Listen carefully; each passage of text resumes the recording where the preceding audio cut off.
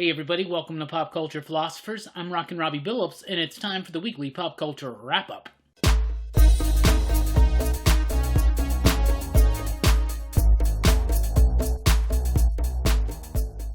That's right everybody, thanks for checking out the video. I am Rockin Robbie Billups. This is the weekly pop culture wrap-up. It's the show where I go over the week's pop culture news, mostly comic books and movies. Let's get right into it with some comic book news. Dark Knight's Death Metal. It's official. It's actually happening. It releases in May. Written by Scott Snyder with artwork by Greg Capullo. This is the sequel to Dark Knight's Metal, and it is the next lead-in to the big Crisis event. This is the next Crisis event. As far as I'm aware, this is supposed to tie everything from Doomsday Clock and Rebirth all the way through all the 5G type stuff, right? And we got more on 5G here in just a second. We've been talking on this channel for a long time now, and I mentioned that there was going to be a Metal sequel. That was going to be the next Crisis event. It was either going to be called Heavy Metal or Death Metal, and over the last month or so, I was pretty solidified on the idea that it was going to be called Death Metal. Now, this has not been the best kept secret in the comic book industry, but I'm very excited for this. So now we have official word in May, Dark Knight's Death Metal. Scott Snyder, Greg Capullo, sequel to Metal. Very excited about this. If you look at the solicitation, it bills it as a Wonder Woman-centric story. So if Metal was Batman-centric, this is Wonder Woman-centric. And they say that this is the last DC event for Snyder and Capullo together. The last Bat-oriented type thing, too. Now, Metal was Bat-oriented. Death Metal is Wonder Woman-oriented. It's kind of a shame. It would be nice to have a Metal trilogy and have one be kind of a Superman type thing. But anyway, this is going to be the next Crisis. This is supposed to tie everything together from all the previous Crisis events, Rebirth, New 52, all that kind of stuff, Doomsday Clock. It's all supposed to come here and launch into 5G. Now, we know that 5G has already officially started with that Wonder Woman 750 Wonder Woman story by Scott Snyder and Brian Hitch. So this is going to be setting all that stuff up. I'm super excited. I am a big fan of what Snyder and Capullo did with Metal. It took me a couple of issues to get into the absurdity and the boisterousness of it, but once I got into it, I absolutely loved it. Every time I've reread it, I've loved it, and every time I read Scott Snyder's Justice League run, I've loved it as well. So if you like the Scott Snyder Metal, if you like Scott Snyder's Justice League run, it's all leading into this. So it goes Justice League into Hell Arisen into this. I don't want to reveal too much about the solicitation, because it seems like it kind of ruins or pre-reveals some stuff about who actually comes out on top in this Hell Arisen series, Luthor or the Batman Who Laughs. Anyway, let's move on. Talking about DC 5G, so they're doing a series of one-shots. The first one's going to be Generation 1, Age of Mysteries. This releases at the end of May, and it's going to be written by Andy Schmidt with artwork by Doug Mahnke. So what this is they're doing a one-shot. They're going to be monthly, so May's the first one. Generation 1, Generation 2 will be in June, and then July, and so forth and so on. So the Age of Mysteries is Generation 1. This is the setup of the golden age of DC. All the 5G things, stuff that they're doing, this is the timeline. This is what's being laid out. So it seems like as Death Metal is progressing, they're going to be giving us these one-shots, one a month, and they're going to have some big names on these. You know, we already got Doug Mahnke on this one, but Brian Michael Bendis is going to be a part of it, and a few others and stuff like that. So each one's going to be a one-shot that focuses in on a certain timeline, generation of DC Comics. So Generation 1, Age of Mysteries, that's May. Then we have Generation 2, Age of the Metahuman, Generation 3, Age of Crisis, Generation 4, Age of Rebirth, Generation 5, Age of Tomorrow. It's easy to pick out that Generation 1 is the Golden Age, Generation 2 is the Silver into the early Bronze Age, Generation 3 is going to be kind of more of the, what we call the Bronze into the Modern Age, Rebirth, obviously the most recent stuff, and then Age of Tomorrow. And Doomsday Clock's going to affect all this and all that kind of stuff, right? So that's really interesting. Seems like DC is 100% down with 5G, and it's coming. So we better get ready for it, because whether we want it to or not, it's coming. Batman, The Adventures Continue is going to be a new series, digital first, but I'm sure they're going to be doing print editions of this. Written by Paul Dini, Alan Burnett, Ty Templeton, involved in the creative team. This is going to be a continuation of the Batman animated series adventures. So Batman, the animated series, and then when they moved over to WB and it was like Batman, the Batman and Robin adventures or whatever it was. that stuff was really good. And to me, the best interpretation of the Batman mythology and storyline that's ever been done. So really excited about this. Paul Dini, Alan Burnett, Ty Templeton, to see them come back and to continue on this story in comic book form, I think it's going to be exceptional. I'm really, really excited for it, and it comes out this May. Batman the Smile Killer. It's going to be a one-shot. It's actually going to be a sequel. A one-shot sequel to Joker Killer Smile. So yeah, written by Jeff Lemire with artwork by Andrea Sorrentino. Very excited for this one. It's going to be a one-shot hitting in May. More of a Bat-centric issue in this Joker Killer Smile world. Joker Killer Smile is amazing. I believe the last issue that comes out this upcoming New Comic Book Day. We'll definitely be talking about that tonight on the live stream. Very excited for this. Lemire, Sorrentino, Batman. It's over. The Marvels has been officially announced by Marvel Comics. Kurt Busiek, Alex Ross, Yildiray Cinar. We talked about this last week when they revealed that Kurt Busiek and Alex Ross were going to have their most extensive look at the Marvel Universe. We kind of talked about it last week, and I said that next week, this week, we would have the official announcement. It's called The Marvels, and it's going to be a big mini-series that focuses on all the different heroes, all the different ages, everything about Marvel. It's all going to be tied together. Right? So that's really, really cool. Busiek and Ross did an amazing job on Marvels. They both have continued that legacy. We got Alex Ross working on Marvel's X, which is a prequel to Earth X, kind of a bridge between Marvels and Earth X. You can look at it. Kurt Busiek is curating a line of Marvel's snapshots. So yeah, this is going to go right along with that, and I'm super excited for it. Lords of Empire, Celestial Messiah. Let's talk about that real quick. But first of all, there's a whole slew of one-shots and miniseries that have been recently announced as a tie-in to this Empire event from Marvel Comics. It's a revitalization of the Kree Skrull War. That's kind of the gist of it. It's going to be Fantastic Four and Avengers-centric. But I really want to spotlight this one because it's Alex Paknadel's first Marvel work. Alex Paknadel was the writer of Friendo. He's the writer of Arcadia, Turncoat, an amazing writer. Just such a fantastic talent in the industry. And so I'm really, really excited for Alex that this is his very first Marvel work as part of the White Noise crew and along with that, right? Anyway, Alex Lenz is going to be doing the artwork on this. It's going to focus in on Mantis and her son, something like that. Who cares? It's Alex Paknadel's first Marvel work, and I'm super, super excited about that. We got our first look at Robert Pattinson as Batman. Well, a lot of people are kind of torn between it, right? They're kind of like, it's kind of split decision, right? Some people like it, some people don't. I really like it. I'll be honest with you, I really like it. Yeah, it looks a little Daredevil. It looks a little Daredevil. It really does.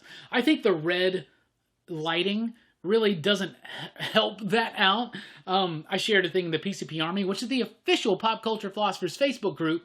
So if you're not a part of that and you're on Facebook, you should be a part of the PCP Army. But in there, I shared like a funny little thing where it's the image from the Mark Waid, Chris Samney, Daredevil, and he's wearing the shirt that says, "I'm not Daredevil," but it's Robert Pattinson's face. Anyway, I liked it. I thought the first look was really, really cool. I don't mind the collar. I'm excited to see how long the ears are going to be. I hope they're not too long. Me, myself, am a fan of the short ears Batman. Now, that's kind of been making the rounds on social media as far as the comic book community goes. So I want to ask you right now, and let me know in the comments down below. Are you a fan of long ears Batman or short ears Batman? Me personally, short ears Batman. But I like it. I think it's really cool. And if you listen to that score, Michael G. Let's just call him Mikey G. The composer. Now, I really like the music that goes along with it. I really like when you look at Robert Pattinson, the way he's breathing, and then he looks up. And if you haven't seen like the 50-second long clip, watch it. It looks amazing. It kind of looks like the Arkham Asylum Batman suit. It looks like the Batarang is actually part of the symbol. Like the symbol itself is a Batarang, which reminds me of Brave and the Bold. Just a little bit, but I really like it. I think it looks cool. The music, the motion from Robert Pattinson, the way he's like breathing heavy, and then lifts his head up at the very end there. Man, it really got me going. Now, I will say this. The music does sound very much like the Imperial March from Star Wars and John Williams. But just different enough for me. Like, it's like Vanilla Ice, when he's like, your song's like the Queen David Bowie song. He's like, nah, it's different because it's got one note different. Whatever. Indiana Jones 5, Harrison Ford says they are filming this summer.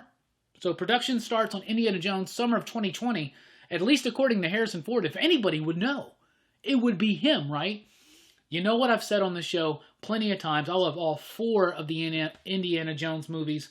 So I'm pumped for a 5. And I think they're going to course correct some of the problems that people have with 4. I didn't have too many problems with 4. I actually kind of like it. But it's not a popular opinion. And I know that. Anyway, Indiana Jones 5 in production this summer, apparently. And an Aladdin sequel has been greenlit. They're doing a sequel to the live-action Aladdin movie, which is kind of surprising, but I'm glad they're doing it. I even said, I think, in my Aladdin review, when it came out last May, me and Brooks were talking about it, I even think I said something like, I really hope they do a sequel. I'd love to see Return of Jafar. So I hope they go the Return of Jafar route. But I love that Aladdin movie. I think everybody involved, including Will Smith, did such an amazing job. I hope Guy Ritchie comes back. I love that Aladdin movie. It was one of my top 5 movies of the year, of 2019. I haven't watched most of the Oscar ones, so I've seen 1917 or even The Lighthouse or things like that. But I absolutely love that movie, so I'm really excited for this. The Vagrant Queen trailer was revealed with the release date. So Vagrant Queen is going to be a Sci-Fi Channel TV series. It debuts March 27th, and it's based on the Vault Comics book. So, you know me, you know I'm a big fan of Vault Comics. I love everything they do. Vagrant Queen was a really cool, fun, subversive space opera, so I'm really excited to see this kind of get kind of like elaborated further into an actual live-action series. The trailer looks amazing. It looks cool. I love the color palette. I love the production design. It doesn't look super, super cheap like a lot of Sci-Fi Channel type stuff does. But it looks great. I really like the trailer. I think it's going to be great. So I think even people that didn't necessarily like the series, because maybe they didn't like the artwork, or maybe they just didn't like how quick it was, I really think this is going to be something for sci-fi fans. It's something for us to enjoy. And of course, Vault Comics has more stuff in the works, like the Heathen movie, and there will even be more coming up. So speculators, grab up Vault Comics. Every single one of them.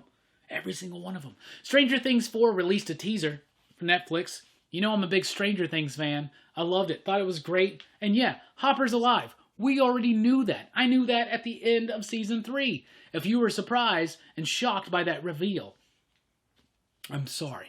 But this looks awesome. And like Rich Duick says, it's got some really Road of Bones vibe there. It's got a Road of Bones vibe. Very heavy. But it looks great. I'm really excited. It's a very brief teaser. I don't even know if we're getting Stranger Things 4 this year, or if it's in 2021.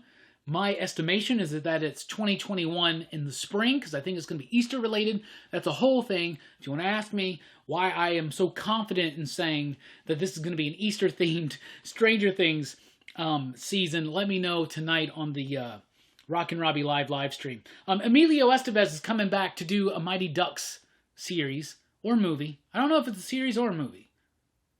I should have looked that up more fully. Anyway, Disney Plus, Mighty Ducks is returning. Emilio Estevez is returning as the coach. If you know anything about me, you know I love Vault Comics. You know I love Indiana Jones 4. You know I love the Aladdin movie from last year. You know I love Stranger Things. And you know that I absolutely adore the Mighty Ducks. The Mighty Ducks is such a big deal to me. It was one of my favorite movies as a youngin'. It's a big inspiration to me in some of my own personal work that I'm writing right now with Brooks. We always talk about that MCW, Project MCW, heavily influenced by Mighty Ducks. And I am super, super pumped for this. Anyway, so that's what we got for you here. What do we got coming up for you at PCP? Lots of excitement. Been doing a lot of work in the studio, so that's why I'm in a new corner right now. I can't really film over there right now. Got a lot of junk over there in the way. But we're making some things. We're doing some movements. Making some things, doing some movements anyway. We really do appreciate it. Tonight, Rockin Robbie Live. It's my live stream I do most every Sunday night, 7 p.m. U.S. Central Time. Come and chat with us about this upcoming week's new comic books, any of this news that we just talked about it. And if you bring it up to me and ask me, I'll let you know why I'm so solidified in Stranger Things Season 4 involving Easter of 1986. Anyway, some really cool theories. Also this week, the weekly comic book review, advanced reviews, things that I was supposed to do this week, but kind of got thrown back. When I got sick like a couple weeks ago, it really threw everything back. So we're trying to get caught back up on that. We got the podcast coming back. all that jazz and more. So thank you so much for your support. Let me know in the comments below anything you think about this week's news. And like I said, do you like long-eared Batman or short-eared Batman? And most specifically, which would you prefer on the big screen? Me, small ears Batman. I'm a big fan. I'm talking David Mazzucchelli, Batman Year One length, right? And, you know, the big ones can do their thing. Kelly Jones, who else did them big? Kelly Jones, Tim Sale. You know, it has its time and place, but for a movie, I really want those short Batman ears. Those are always my favorite. Anyway, so that's what we got for you today, and what we got for you coming out this week. Lots of excitement here at PCP. Like I said, join the Pop Culture Philosophers official Facebook group, PCP Army, if you haven't already. You can follow me on Twitter at Rockin Robbie, and we are on Instagram, Facebook, and all that jazz as well. So thank you so much for checking out the video. Please do like, share, and subscribe, and join us, like I said, at the PCP Army, the official Pop Culture Philosophers Facebook group. Also, check out popculturephilosophers.com for the latest podcasts, news, and more. I've been Rockin Robbie Billups. Thanks for rocking with us. Keep on living.